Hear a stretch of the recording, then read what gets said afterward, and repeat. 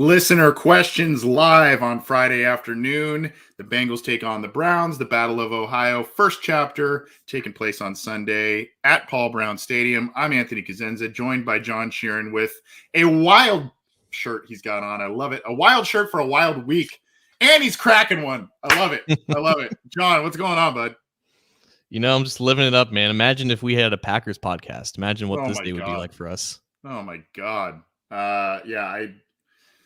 I wouldn't even know what to do with all of that. And I'm sitting here. I go in on Fridays. I go and I pick up my son from from school. He does like little half days at his preschool. And I feel like I talk about this guy all the time, but listen to Colin Cowherd, and really for the better part of this week, his entire show has been dominated by Aaron Rodgers, the Packers, and all kinds of different things. So a wild week. And then of course, we've got news as it pertains to the Cleveland Browns, who come to Cincinnati this week. They finally cut ties with Odell Beckham Jr., reached a breaking point. We've got a lot of questions there that pertaining to that in this coming Sunday coming up. So I'm sure we will talk about that. Otherwise, how's your week going, John? Are you doing all right? Yeah, man. Was doing well Wednesday when we last talked. I'm doing well now. We got a busy weekend in Cincinnati football ahead of us, and we're going to kick it off here with answering some of your questions. Awesome. Well, just to I'm going to let you lead off here in just a sec, but before we do, I just want to remind folks you can get your questions to us in a number of different ways, whether it's in a number of different live chats that we have going on our YouTube channel, on Cincy Jungle's Facebook page. There is a post on cincyjungle.com. We've kind of did a rally cry for some tweets, John Sheeran, and on the Bengals OBI Twitter accounts. You can hit us up there. That's where a lot of them are coming from. You can call or text 949-542-6241. So we will keep an eye on that. And of course, you can email us, theobinsider@gmail.com. So, John, where would you like to start off first, my friend? Let's go to good friend of the program, Russ Blackthorn, who asked us on Twitter, what do the Bengals need to improve the most now 8 games into the season and 9 games to go remaining? What do the Bengals need to improve on the most? That is a great question. By the way, we had a little direct message exchange. He said he had wished that the Browns had kind of hung on to Odell Beckham and just sat him. Just kind of a little side conversation to this, but and I said, I kind of get that from an old school kind of coaching perspective, but if you're the Browns, you can't let this hang around your locker room. You gotta move on there. We'll talk more OBJ in a minute. But what I think the Bengals need to improve on the most, John, is really just kind of being consistent on both sides of the ball. There seems to be a lot of feast or famine. There seems to be a lot of there's some explosiveness, especially in the second half on offense, where they, sometimes they have to play catch up, or sometimes they, make some adjustments at halftime or what have you. It seems as if the first quarter is very sluggish on offense for the most part. It seems as if the pass rush, you've got a couple of guys who are pretty consistent in getting to the passer for the most part. You got Trey Hendrickson up there towards the NFL leaders in sacks, Larry Ogunjobi on the interior doing some nice things. Sam Hubbard every once in a while having a nice game, one of his better years of his career overall, I would say. But regardless, I think just in general, the consistency from drive to drive, and I'm not saying that, I'm not unrealistic in saying that the Bengals offense needs to get points on every single drive, but when you get a turnover and you get it at the ball at the 1 yard line, and you go backwards 14 yards and get no points in 4 plays, that's not what you want. When your defense has been out there for a long period of time, they finally get you the ball back and you go 3 and out. That's not what you want. And so my thing is, be a little bit more consistent and play this, cliched phrase that I use a little more, be a little bit better on the complementary football aspect. That's some of the things I think the Bengals can improve upon. Well, I think I agree with you on the offensive side of the ball. Obviously, defensive consistency is never a bad thing to improve upon. Obviously, it was in the spotlight this week with giving up 34 points to Mike White's Jets. But for the most part, the defense has been really good, and we can kind of look at that as kind of an outlier. And I think we had a question from Russ Blackthorn about, should we take that Jets game with like a grain of salt or something like that? No, I think like the defense is more or less fine with the way it is. It really comes down to just offensive consistency, which is what you were getting at. I look at just the differences between just overall EPA per play for the offense and just success rate. And we talked about this, I think last week. EPA is just the overall like efficiency on a per play basis, but success rate really tells you about how consistent offenses are at gaining positive plays per dropback.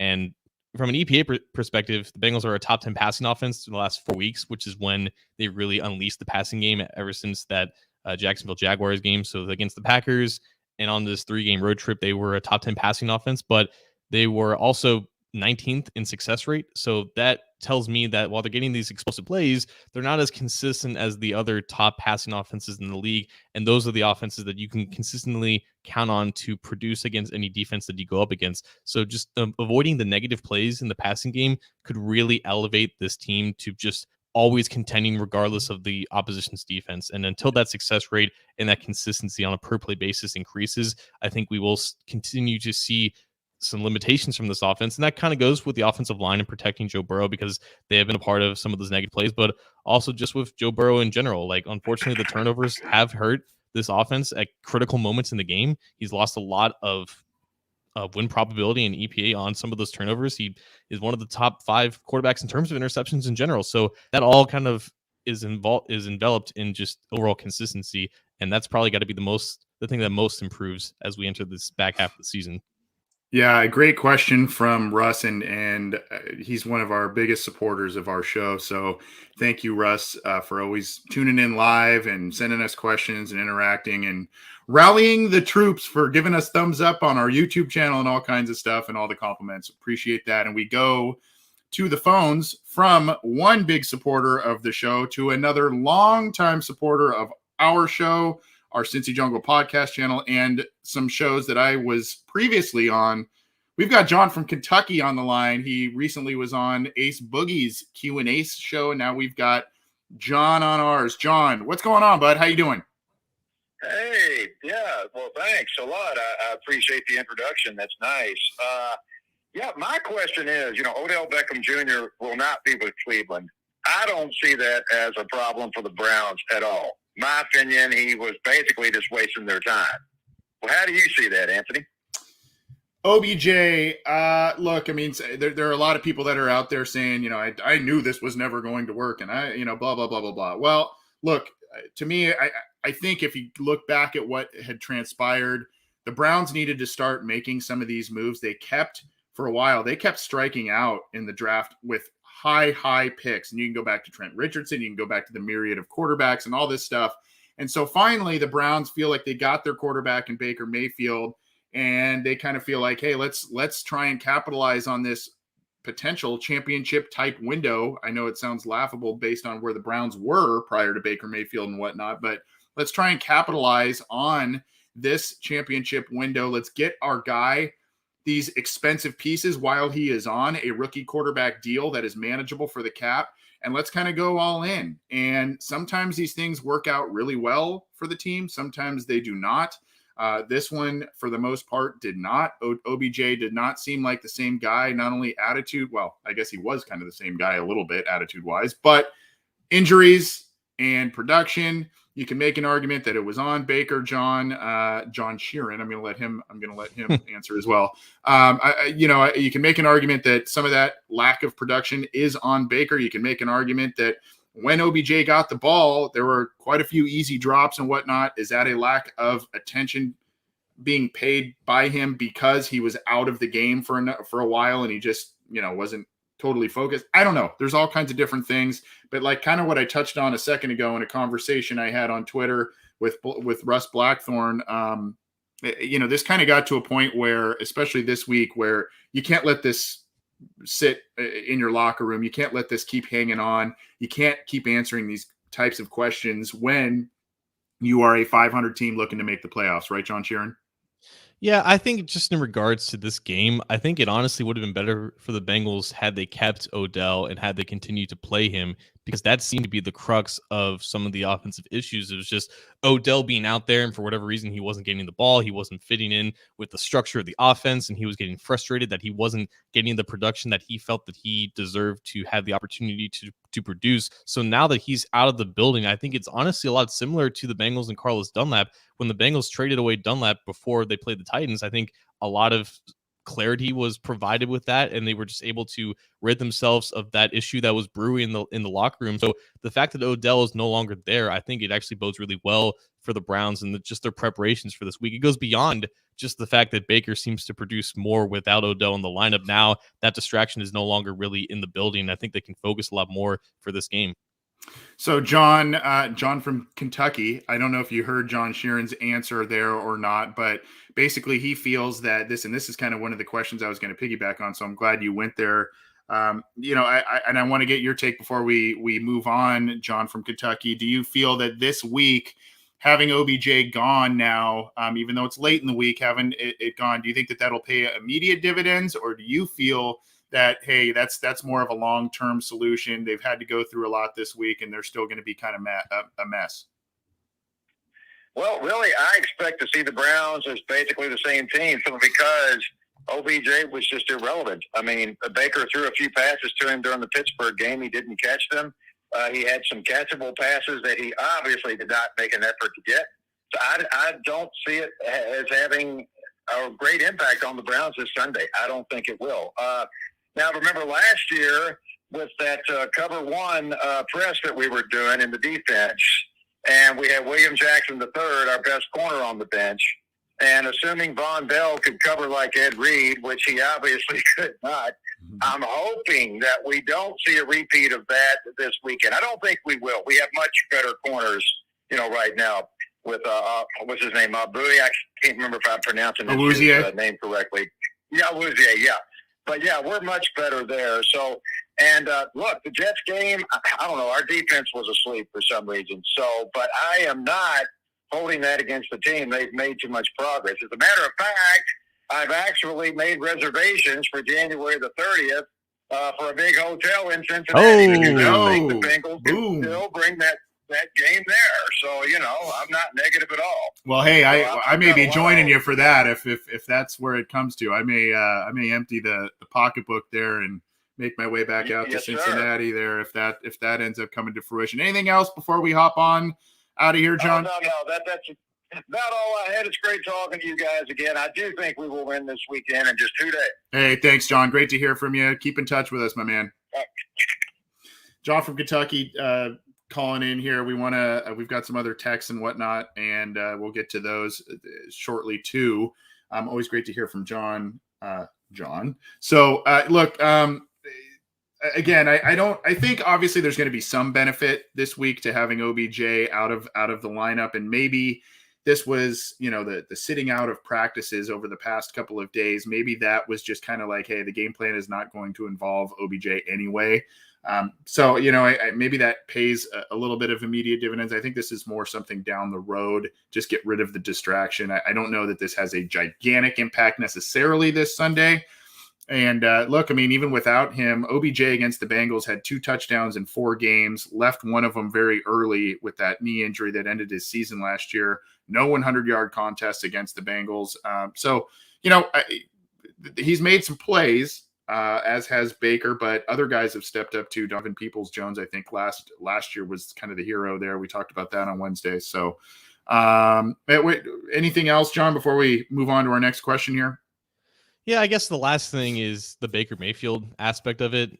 Jake Trotter, who has been covering Baker since his time in Oklahoma, he now covers the Browns for ESPN. He said that this is arguably the most important game of Baker Mayfield's football career, which I guess is saying something considering the path that he took to get to this point.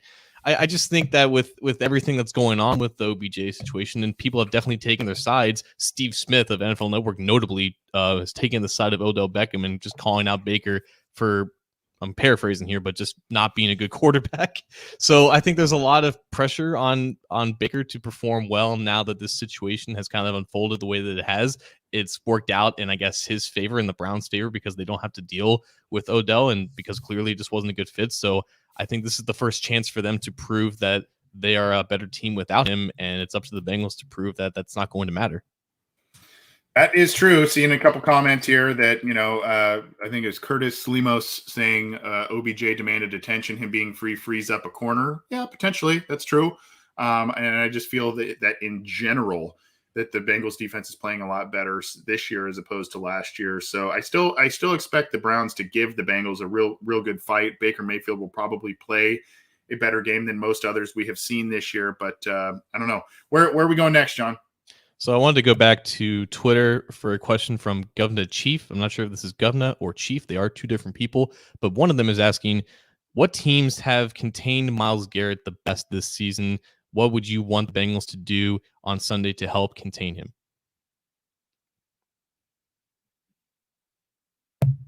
Sorry about that, John. We've got another call that'll come through here in just a second, but we did have the comment you said from Governor Chief, which I think they asked a couple. Which one did you go with again? That was the asking about Myles Garrett. Yeah. Oh yeah. Like the run. There's one run, passer, boot, Myles Garrett sacks, and then the one before that. What teams have contained Myles Garrett the best? I'm going to need to do a little research on that, but the Browns come into this one pretty banged up. And on both sides of the ball, mostly on offense. But Myles Garrett remains, oddly enough, one of their biggest weapons, so to speak, and one of their best ways to get a win over the Bengals. And so, I think the Bengals need to be very aware of that. Jonah Williams coming off a good game last week, at least in terms of Pro Football Focus scores. Prior week to that, a really bad week, especially in the first half against the Ravens there. So, I mean, look, they got to do a bunch of different stuff to make sure that he is taken out of the equation here. So far this year, I'm looking, and did I see he had? Yeah, that's right, 4.5 sacks against the Bears there. Yikes. So I mean, he's up there. I think if I'm doing math. 5, 6, 7, 8, 9, 10 and a half already sacks. Am I counting that right already? So, I mean, I'll have to look and see how he has done against other teams right now. Oddly enough, the Houston Texans blanked him this year. So we'd probably need to go back and see what happened there, but blanked him, only had 3 total tackles in that game. Otherwise, he has had a sack at least, or a half sack at least, in every single other game this year. Really glad you mentioned the Texans game, because that was the game where he has had his lowest pass rushing grade. He did not have a sack or barely any pressures in that game. So I went back and looked at that. It was back in week 2. Out of his 25 pass rushing reps, he was chipped, or the running back intended to chip him 10 times. I think he actually made contact maybe 7 or 8. And there was just some times where Garrett saw that on the outside, the running back was waiting there to try to contact with him, and he just kind of stunted his rush towards the inside. And that was actually how he generated basically all of his pressure that game. Laramie Tunsil is the Texans' left tackle, so he's a really talented guy. That it's up to Jonah Williams, man. Like there's no containing Myles Garrett. That is the one variable that every team that plays the Browns has to accept that's going to happen. Myles Garrett is going to get his, just like Aaron Donald is going to get his when you play the Rams. But Myles Garrett plays a position where it's actually easier to rush the quarterback. It's just not possible to slow him down. It's not possible to stop him from just getting into the backfield at some point in the game. And the Bengals have dealt with this for the past 4 years. They have so much tape on Garrett. They know exactly who he is. They have a left tackle that they're confident in, but they're going to have to give him help at times in this game. So Samaje Perine, Chris Evans, Joe Mixon, whoever is in the backfield, one of them is going to have to stay in to help out with Myles Garrett, at least for a third of his pass rushing snaps, because if not, that 4-sack game against the Bears, it could be replicated. Yeah, and the other equation to that obviously is Drew Sample maybe chipping there, and then of course Uzama chipping in there on some blocking attempts. So yeah, I mean that's kind of what it's going to take there. And one thing I guess you can kind of say whoop-de-doo, but one thing I have noticed, knock on wood, that Joe Burrow has improved upon. He has always had good pocket awareness from his days back at LSU and all the way up through his year and a half with the Bengals. But one thing I have noticed this year, as opposed to his rookie year, he has been a bit more aware of where rushers are coming, especially if they are blindside rushers, and has avoided that devastating sack fumble type of play this year. He's taken some sacks, and you kind of go, man, I wish he just didn't hang on to the ball that long or just throw it away. A couple times, I remember that Packers game, he threw one where he was pressured, rolled out a little bit, tried to make something happen to open the third quarter, and threw that interception. But, Otherwise, the sack fumble stuff that we saw against the Ravens last year, I think against the Browns as well, I'd have to go back and look, but that seemed to be somewhat prevalent last year. Not so much this year, and that's something they're going to need to avoid with Garrett. Pretty much, man. Like, again, it's going to be the focal point of their game plan, but there's only so much you can do to limit him without handicapping the rest of your offense, which is just, it goes to show you how valuable that type of player is. They don't make that type of player every single year. He is a generational type edge rusher, and he deserves all the attention because of it. Absolutely. So we have a caller on the line. Who's this? Hey, Max from Cincinnati, man. Hey, Max, what's going on, bud? Not much, man. I just had a couple comments that I wanted to share with you guys. And a question. First comment is about the game that just passed. I'm luckily with this exciting time in the NFL media now. They haven't had much time to beat up too badly on the Bengals about what happened. So I mean, thankful for all of the craziness that's been coming out this week in a way, right?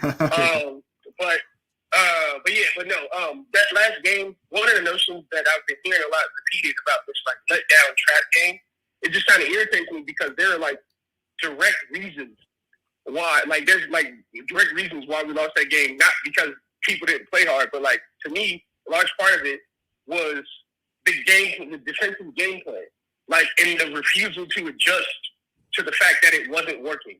That is like to me one of the biggest red flags that come out of that game. You know, people talk about the missed tackles and all that. Yeah, that's a factor, but when your defense is on the field so long, you know what I mean. One of the factors of a tired defense is poor tackling. And if you look at most of the games where we had poor tackling, and you look at how long the defense was on the field during those games, because of, as you so eloquently put it, the lack of offensive consistency and sustained drives, which is what I've been preaching since like week 3. But because our defense has to stay on the field for so long, there's going to be breakdowns eventually, and there's only but so much energy you can have, you know. And then a lot of those games are like longer games, we're going in overtime. Like there's going to be breakdowns in defense when your offense isn't helping play defense. You know, that's and when I was watching this Jets game, just watching them keep playing zone, I was sitting here and I'm thinking to myself as I'm watching it, they're just getting free, easy 8-yard passes because we keep dropping 10 yards in the zone. You know, like, and I'm just watching Jamison Crowder catch hitch pass after hitch pass for 8 yards. I'm like, when are we going to change it? And the reason why that worries me is because one of my biggest worries about this coaching staff is their apparent stubbornness to their ways, right? It can work, but it's also a fault. You know, same thing with the Jim Turner thing. You guys kept telling us Jim Turner's going to work out. Oh, he's doing great. Oh, he's going to work out. It's going to turn around. And we see how that went. You know what I mean? And granted, Lou has been having success this year, but he's been playing with a defense, and I like to put the money sign where the S is in the defense. It's $225 million spent on defense. You know, if you think about it, yeah, your defense should be pretty good with that kind of resource invested in it. So we'll see how that goes. But that's comment number one about that game, the Jets game. Also, people are talking about, oh, how did those Jets that played last night beat this team? You guys got to remember, they lost their Hall of Fame quarterback. They weren't playing with the great Mike White. Like it just wasn't happening. So that's another thing we got to take into consideration. And to my question, I've been hearing a lot of people question the value of Jesse Bates and his performance this year. And I was wondering if you guys had any thoughts on that. My personal thoughts are that I feel that he's being asked to do something different now that this defense is all healthy. And maybe he hasn't been having to play such a prominent role. Like he hasn't been put in a position to where he's had to make as many attempts on the ball. And when I've watched him, I've seen, like, yes, I've seen some missed tackles, but I've also seen him blow up screens 4 or 5 yards in the backfield. So I hear a whole bunch of Jesse Bates slander going on, and I'm just like, where is it coming from? The PFF numbers? Like, you know, we all know those are very inconsistent. So, but sorry, I spit a lot out at you guys. No, you're good. We appreciate it. We had you on hold for a little while there. We apologize for that, but thanks for hanging on. Thanks for all of your comments. A lot of good stuff, both comments and questions there to sift through, and we're going to do that. But great to hear from you again, bud. Don't be a stranger, and we'll talk to you soon. Absolutely. We got it today. Take care. So let's see. Which one do we want to start there? I guess, he kind of talked quite a bit about the Jets game and the concerns there. We talked quite a bit about that on Wednesday, so I don't want to, beat a dead horse a little bit there, but some of the themes that he mentioned were pretty consistent in terms of lack of adjustments, the mind-boggling idea of allowing Mike White in his first start to get comfortable with rhythm passes that are short, easy completions, and in lieu of trying to not disallow him to do that, you wanted to be worried about what Mike White was going to do beating you deep in his first career NFL start. I don't really understand that mindset. And then you didn't really alter that game plan. Interesting kind of parallel in terms of the defense potentially being tired because they've been asked to be out there for a lot of snaps, the overtime stuff, all of that is very interesting to me, John. I don't know if you want to kind of talk about that. And then of course the Jesse Bates question that he had at the end there. Yeah, we talked enough about being confused what the Bengals defense was doing. I think we just attributed to just not knowing what to expect, but he's right. Yeah. Like Mike White makes a difference. Yeah. And that's why quarterbacks, they affect the spread so much. Vegas thought that a backup to Zach Wilson would be even worse than Zach Wilson, but turns out it could not be better in comparison to Zach Wilson. So no one knew that that's what Mike White was capable of, and no one, especially the Bengals, knew. So that is kind of how that went. But also in terms of just being on the field for too much, yeah, the Jets ran 81 plays, and part of that was because the Bengals couldn't sustain drives at times. You look at just the third down metrics here. Bengals were successful on 11 of their third down plays. All of them were passes. They couldn't stay on the field offensively, and that led to the Jets getting the ball back too many times and running the clock down on the Bengals and running 81 total plays. So that's just kind of how that happens, especially when your defense is clueless on how to defend a quarterback that you didn't expect to play and didn't expect to, torch you in the way that they did. In regards to Lou Anarumo in comparison to Jim Turner, I don't know. Like I've already kind of accepted that Anarumo's better than what I originally gave him credit for, so I don't feel like now is the time to flip flop back on that. Yeah. But in fairness to him, like I get it, there's a lot of money invested in this defense, but I mean, people are still claiming that this defense is just a defense filled with no-name guys, despite a lot of the money thrown out there. And I think there's some weight to that. It's not a superstar-filled defense like there are a lot of notable names on offense. It's just a lot of guys that are maximizing their value here. Jadobe Awuzie is playing incredible compared to what he's being paid. DJ Reader's not exactly a household name, but he's playing like the best nose tackle in the NFL. Trey Hendrickson, just that whole contract got berated by myself and a lot of other analysts, and he's playing out of his mind. So yeah, there's a lot of money here on defense, but it's not like there's the Rams where it's Aaron Donald, Jalen Ramsey, and now Von Miller. Like he's maximizing these guys' ability, and I think that's worth something. And just to finish off with Jesse Bates, yeah, people get all on with PFF, but no one was complaining about PFF when they had Jesse Bates as the top safety in the NFL last year. There's a reason why those numbers are down. He's not been that consistent in coverage. He's made a lot of plays against the run and it plays close to the line of scrimmage, but we're not seeing the same Jesse Bates out there, and that's being reflected in those metrics. Yeah, it's a great point there. I guess I just wonder why. Is it a role change? Is it the fact that it doesn't have to be necessarily Superman with a defense that has been reconstructed and added many of those names that you mentioned that are helping the overall defensive performance? Is it maybe a hesitancy? I'm in a contract year. I don't want a big injury. I don't know. It could be a myriad of factors. He is not playing the same. He is still a very valuable member of this team. He had a big interception last week. I just wish he took it one more yard into that end zone. But and we've seen this from Jesse Bates time and time again in his career. One half of the season, he's not that great. Whether it's the first half or the second half of the season, and then the other half of the season, he's outstanding. So, that's been who Jesse Bates has been throughout his entire Bengals career. It's a lot of tale of two seasons within one season, right? I mean, he's just a different player over stretches of time. And now is when he's going to need to start playing his best football, because you've got 2 games against Baker Mayfield. You've got another one against Lamar Jackson. You've got another one against Ben Roethlisberger. You've got Patrick Mahomes coming up. So he's going to need to play some of his best football. And hopefully, even though the first half of the season hasn't gone the way that we had hoped statistically or even PFF metric wise, hopefully the second half of the season ends up being, something where we go, okay, that's this is now cementing the notion of this guy needs to be paid. Yeah, and it's up to him to prove that he's worth what he wants and that he deserves that contract that he wanted in the offseason and didn't get. So 9 games to go for him.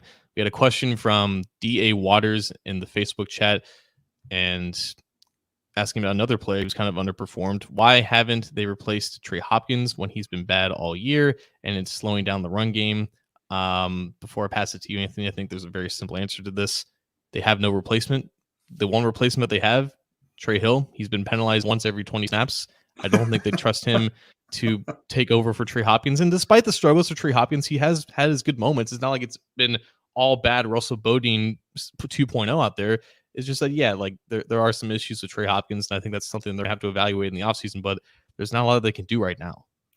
This goes back to what the last caller, AMAC, said in terms of some of the stubbornness within this organization and within the coaching staff. And that's kind of ingrained in the DNA of the Browns for both good reasons and bad reasons. The stubbornness and unwilling to kind of waver from some of your foundational beliefs and there's a lot of good in that, but sometimes it can come back and bite you too in terms of that rigidity. But this is where I wish the Bengals kind of said, Trey Hopkins is going to start for us. His rehab's going well, et cetera, et cetera, et cetera. All offseason, you could have monitored that closely, but still had a contingency plan in place. And like you said, the one that they drafted is a guy who was struggling mightily, and he was a late day 3 pick.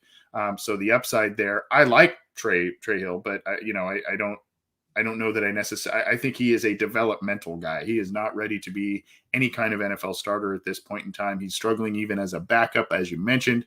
So I think that, I guess it doesn't really matter at this point. I just wish that the Bengals were just a little more flexible in their thoughts. And I know they want to be loyal to a guy who has been awesome to them in Trey Hopkins in a number of different ways, leadership wise, and has done everything that has been asked of him from this organization and more. But at the same time, if he's not the same guy, if he's not ready to play or what have you, you needed to have recognized that, and or at least, even if you believed he was ready to play, you needed to have something better in place to be able to say, all right, we got to have someone step in here. And it could have been Billy Price, but they decided to get a better player in B.J. Hill. And we had Big Jim Slade saying in the comments that Billy Price is having a better year than Trey Hopkins. But that's not really saying that much considering how bad Hopkins has been. And also, Billy Price isn't exactly lighting the world on fire with the Jets. If we want to go by PFF grades, Billy Price is the 27th ranked center on PFF compared to Trey Hopkins, who is unfortunately at the very bottom. The bad has been bad for Trey Hopkins. There's no denying that, but it's not like it's been an every snap issue for them. Correct. Let's see here. This is a good one. I think this is from Richard in the 513 here. Do you think this game, since we lost to the Jets and Bears, decides the trajectory of the season? This game meaning the one against the Browns. Personally, I'm on the quote, "This game decides the season's fate. This season decides Zach's fate. Zach's career decides the franchise's fate." Type of boat. You could go 6-3 with 3-0 in the division is a lot better than 5-4 and 2-1 in the division. I don't know that it decides the fate of this season. I don't think it decides the fate of Zach Taylor. But here's the deal though, John. This is a game that you can, in a series in which you cannot, in the eyes of Mike Brown and his family, you cannot consistently lose to the Browns in this rivalry, despite what your overall record is in a season. It's why part of the reason why Marvin Lewis stuck around for so long. He had a high amount of success against the Cleveland Browns. And so Zach Taylor has one win in 4 trays, 1-3 against this team. So they need to start beating this team. And this is seemingly an opportune time with the injuries, the OBJ drama, Baker's hurt, all that kind of stuff. It seems like an opportune time to take advantage of this team and really set yourself up well for the rest of the year. I don't think it ruins the season. I think if the Browns lose, it ruins their season. But I think if you're the Bengals, if you lose this one, it doesn't torpedo your season, but it makes things a lot more difficult on yourself to get into the playoffs. But it definitely sounds cool, right? There's no better way to market a game saying this game in week 9 and the first weekend of November decides the entire fate of the season. Not just that, but the fate of the head coach's entire employment. Come on, man. I love the shifty eyes. I love the shifty eyes there. If they lose, they're still second in the division because they have the tiebreaker over the Steelers. If the Steelers win, they're still 2-1, and then they have a bye to really figure things out. Like, no, this game does not decide the fate of the season. That doesn't happen until there's playoff berths and misses on the line. I will say this. I'll say these two things before we move on here. Number one, the Browns and what they're saying, they are treating this as an absolute must win. I think it was Jarvis Landry who's come out and said, we have to win this game, et cetera, et cetera, et cetera. But number two, this game will tell me quite a bit about this team. Not necessarily, again, that it'll torpedo their season if they lose, but how do you respond at home against a huge division rival, a team that's in the playoff hunt that you are facing and coming off of that loss to the Jets, that embarrassing loss to the Jets? How do you respond? What adjustments do you make, especially because we're talking about a largely healthy roster for the most part for the Cincinnati Bengals? I think it just, how much to heart do they take that loss? It seems like Joe Burrow is stewing about that loss to the Jets. So, to me, I think even though if they lose, it won't torpedo their season. How they come out and how they perform, and if they win, and how they potentially win. I don't know about you, John, but that'll tell me a lot about this team based on the ability to rebound. In fairness, the two previous losses of the season, they've responded with not just a win, but back-to-back wins. They haven't compounded losses. They haven't made losses any worse than just a 1-week affair. So there is that. Also, this, I think, playing a divisional team coming off of that week really helps just in terms of familiarity with what to expect. And I think now that they have clarity on the OBJ situation, they know what offense they're prepared to face. They know what the Browns are capable of defensively, specifically with Myles Garrett in the defensive line. There's familiarity with that, and I think that will definitely help them in their preparation and also just to stay focused. We throw out all these terms about, who wants it more and who's more desperate, but both these teams are desperate, but both these teams know each other really well, so everything in that sense is pretty equal. That is a fantastic point, and it kind of reminds me a little bit of what we had said a couple of weeks ago when we said, the Bengals and how they rebuilt their defense over the past couple of seasons is specifically for Baltimore. And yes, I'm making fun of myself. But while I still believe that, and that is true, this is another game wherein the Larry Ogunjobi acquisition, the DJ Reader acquisition, hanging on to Josh Tupou, the linebackers that they drafted last year, and the additions they made this year as well on defense. I think that, like you said, the way that Cleveland is formulating their offense, they like to run the ball, they like to run play action, they like to run bootlegs. So I think you bring up a great point that this also is a game wherein the Bengals defensive reconstruction over the past couple of years has kind of been, this game also is one that they've likely focused on in terms of, we have to absolutely be better on defense against this team. Yeah, getting run over by Nick Chubb and Kareem Hunt will do that to you 2 times a year. Yeah. So we had a question from Zach Gospool on Twitter. I hope I'm pronouncing that last name right. He's asking, with the season about halfway finish, who amongst the guys playing on 1-year prove-it deals do you see the Bengals re-signing for next season? I like this question here. We'll pin this up in just a second. So essentially it was, who amongst the guys playing on 1-year prove-it deals do you see the Bengals re-signing? I really hope that they re-sign Larry Ogunjobi. I think he has been a great acquisition. I think Awuzie has been another good acquisition. Do we count Jesse Bates on a 1-year prove-it deal at this point? Right? Yeah. I think in terms of value, consistency, and all of that, I would, if we're talking free agents that they brought in on rental deals, I would say Ogunjobi is probably a guy that I think that I would look at initially or towards the top of the priority list, because if you're able to get that interior pressure, if you're able to get interior push along with the addition you have in Hendrickson and Hubbard having a nice year, And then, looking to next year, you get Joseph Osai back as an edge rusher. If you're able to continue to get some help from the interior, as the Bengals have done, I think Ogunjobi's got to be towards the top of the list. Yeah, I would say that at least one, if not both, of Ogunjobi and BJ Hill return off of their 1-year deals. Obviously, Ogunjobi's going to be looking for more money, and if he gets that money from somewhere else, then absolutely more power to him. He's played great this year, but I think they're going to want to keep at least one of them so they don't have a glaring hole at 3 technique spot. Riley Reif, I think, would come back on a 1-year deal too, just because I think Paul Dehner Jr. said this the best. If he's looking to compete in the twilight of his career, he's made enough money at this point. He's found an offensive line that he seems to fit. I think there would be no issue with bringing him back for another 1-year deal, especially if they're trying to groom a replacement, whether it be Jackson Carman, Deontay Smith, or maybe a draft pick. If they don't want to have one of those 3 start immediately, then just having Reif here for another year while he's still a decent player, that would be the thing. And in regards to Bates, like at the very least, he's going to be playing on the franchise tag if they don't get an extension done. So there's no real need to worry about that. But Reif and one of the 2 defensive tackles seems like the most likely guys that are going to be brought back. Now, I looked at Over the Cap recently, or it was either Over the Cap or Spotrac. I can't remember which one. And I thought I had remembered when Reif signed that there was an option kind of second year thing in his contract. It kind of noted that, at least on Spotrac, for next year, where I don't know that I don't know. We'd have to go back and look at that, I think, because I seemingly remember that there was some sort of option. I'm pretty sure it was just a void year just to spread out the cap hit for this season. Yeah. Okay. Well, then, yeah, he's another guy that you would definitely look at. We'll get to more in just a second here. Before we do, we were a little late on it, but we got to tell you all about what's going on at Simbull, SIMBULL, and of course the website simbull.app/OBI. We'll pin that in the live chats for you as well. Simbull is where, if you like playing the stock market, if you like playing fantasy football, if you like playing survival football, you got to check out Simbull.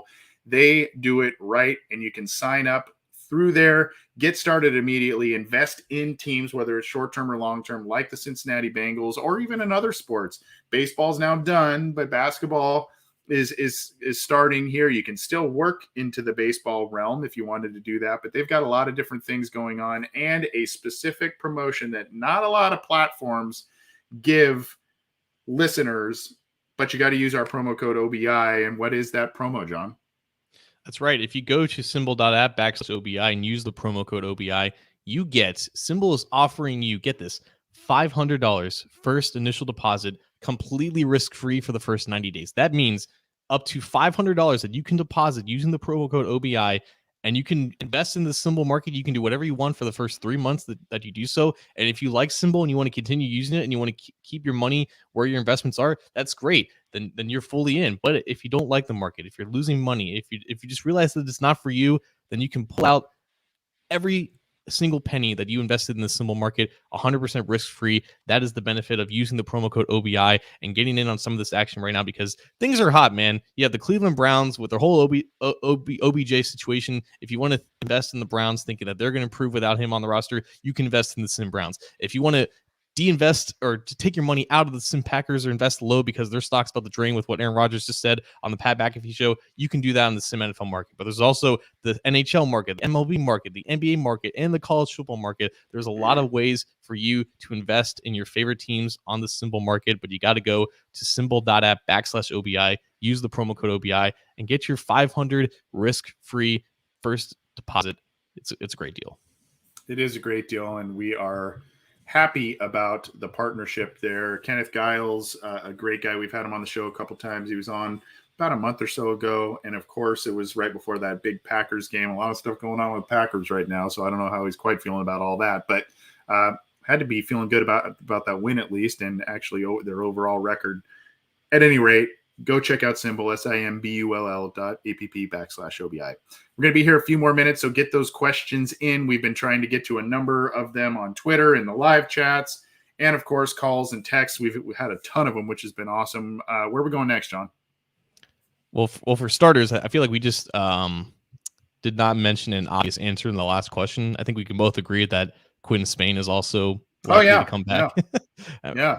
just felt like we needed to address that He's because been it was playing very well this year. Yeah. very clear omission on our part. Yeah. But I had someone send me a question a couple weeks ago, and I feel bad for not getting into it until now. But Fred Taylor on Twitter was asking, how do we see the 53-man roster and practice squad shaking out with players coming off the IR? So we asked this at the end of October, and now it's a lot easier to answer because we just had Akeem Adeniji. We saw him get activated towards the roster, as well as the claiming of Vernon Hargraves off of waivers. So those two moves took Darius Hodge off the roster and cornerback Nick McLeod off the roster.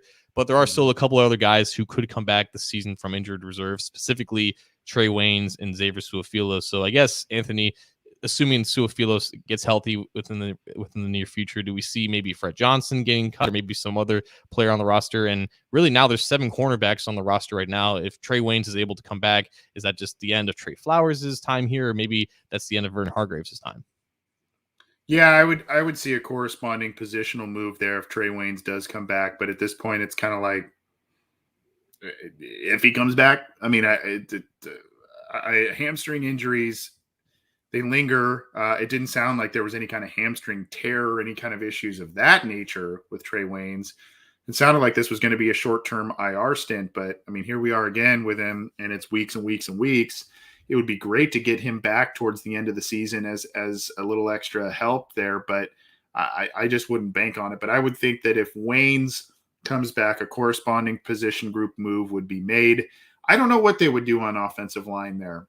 If and when Su'a-Filo comes back, I mean, there are probably some guys there that maybe it's Trey Hill that they cut and then he gets brought back on the practice squad or something of that nature. I don't know, but I would think the corresponding position group moves would be made if those guys return and when those guys may return. But it's a mixed bag. Only they know kind of who were there. Those players on the bubble. Maybe it's one of those lower end wide receivers. A Trenton Irwin who has bounced on and off the roster a little bit. Maybe he's a guy they look at. I don't know. Yeah, and I guess it is a little premature to assume that Waynes is coming back. It's just a matter of how the hamstring holds up. The fact that it's been nagging him the entire season doesn't really bode well for it being healthy anytime soon. I think he was seen rehabbing on the practice field along with Su'a-Filo, so at the very least, there is some expectation that they are making progress. And the fact that they have a bye week next week gives them more time to miss as little amount of playtime as possible. There's also Deontay Smith, who is technically on IR, potential to return. He hasn't been, I think, officially declared out for the season, despite having a meniscus type injury he suffered a couple weeks ago. So if he's able to come back at the very end of the season, there's also another move that they would have to make because, well, maybe not. I don't know if they would force Deontay Smith to come back if they have at least 9 healthy bodies there. So that's just the other guy who's eligible to come back, along with, I guess, Wyatt Hubert, who was also on the non-injured reserve list with Akeem Adeniji. So if Adeniji can come back this early, then maybe there's hope for Wyatt Hubert to do the same. Yeah, that'd be nice to get a little extra. I mean, I know the Bengals and their fans have really wanted the, an additional edge rusher addition in the trade deadline, et cetera. We're going to be here just a couple more minutes. Let's go to Josh in Virginia. So the Bengals are in the middle of a playoff push. They've got a big game on Sunday. They've got all kinds of things going on. So what do we need to address? The draft of next year, 2022 draft, and top positions for next year. Top 3 draft picks right now, position-wise, for the Bengals as we sit here today. Look, we all know this too, but the Bengals don't always like to pigeonhole themselves into, we need this position going into the draft. They like to take oftentimes the best player available. I know sometimes that coincides with each other, but at any rate, Josh wants to know top 3 positions as the Bengals maybe look to the draft, not right now, but next year. Cornerback, right tackle, center, with edge as like a close third, maybe. I think that they still want to see who just Joseph Asai is in the regular season. So that is a solid third edge rusher to have, assuming that he looks like the guy who he was in the first week of the preseason. But having a long-term replacement for Riley Reif, having a long-term replacement for Trey Waynes, I don't think there's anything more important than that. And then Obviously, center being the least important of those three positions. You can find a quality center after those guys. Hard to disagree with you there. I will say this. How would you feel? Because Waynes is on a 3-year deal, right? So how would you feel, say Waynes comes back, plays a handful of games and plays at a solid level? You've got Awuzie. I misspoke earlier, and I said Awuzie is on a 1-year deal. I think he's on a 2-year deal or something like that. So he's on a 3-year deal. Thank you. So I misspoke twice. Look at that.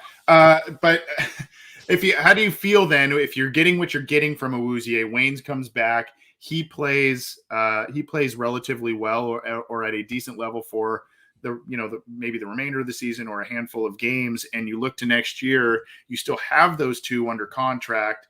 Awuzie being pretty young, Waynes at a decent age, obviously expensive, particularly Waynes. I don't know. Does cornerback still kind of remain up towards the top for you, or do you kind of say, well, yeah, let's work on those trenches?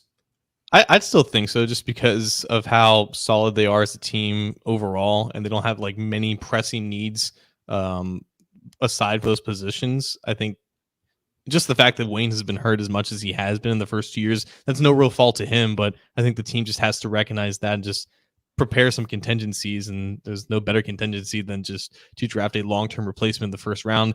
Very rare for cornerbacks to immediately come in and dominate at a high level. I think we're seeing some for the Browns, specifically with Greg Newsome. He's playing really well as a rookie, but that's rarely that. Yeah. Trayvon Diggs, who, So the expectation doesn't always match what some of the hopes are, but I think that is as good of a contingency plan, specifically when you have that expensive of a starter who just has not been on the field very much in his first 2 years. One sneaky one, and it goes back to the question we had about guys playing on 1-year deals, etc. Tight end.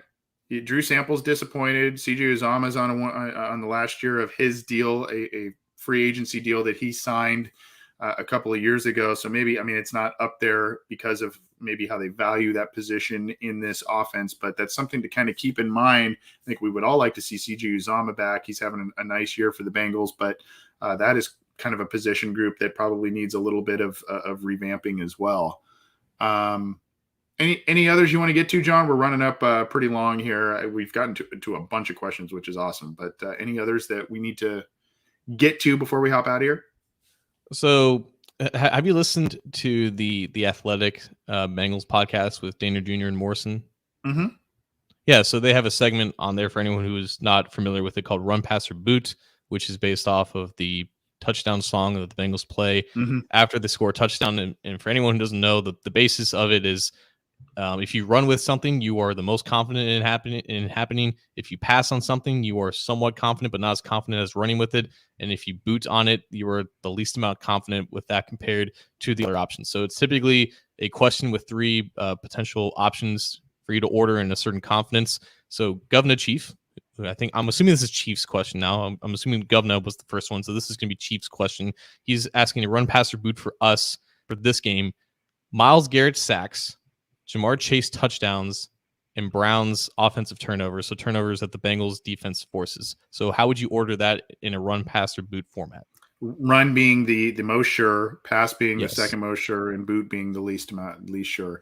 I would say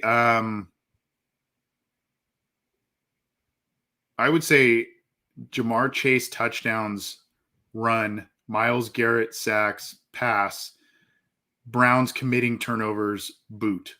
And the reason I say that, Jamar Chase has, I think, essentially scored a touchdown in every single game so far this season. If not, all but one. I think it's all but one. Yeah.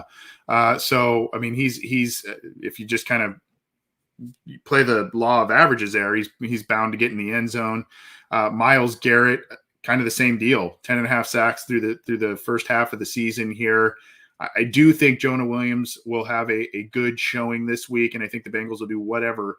But even him getting a half or 1 sack, that's kind of I don't know. I'm just kind of banking on that in one respect or another. The Bengals did have 3 turnovers last week, but that was against the Jets. That was against Mike White in his first start. And as Mike White settled in, he did not turn the ball over later in the game in the second half. Baker Mayfield has had some of his best games as a professional football player against the Cincinnati Bengals. So that is where I would say run Jamar Chase touchdown, pass Myles Garrett sacks, boot Browns committing turnovers.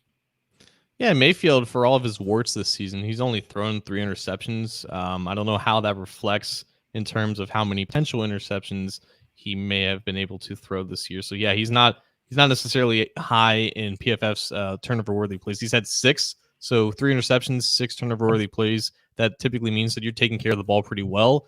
The Bengals did force 3 turnovers against the Jets, but a lot of that was kind of luck too, not necessarily mistakes on Mike White's fault. So it does seem like Browns turnovers is like the least likely, whereas you have to assume that Myles Garrett's going to get a sack in every game that he's played.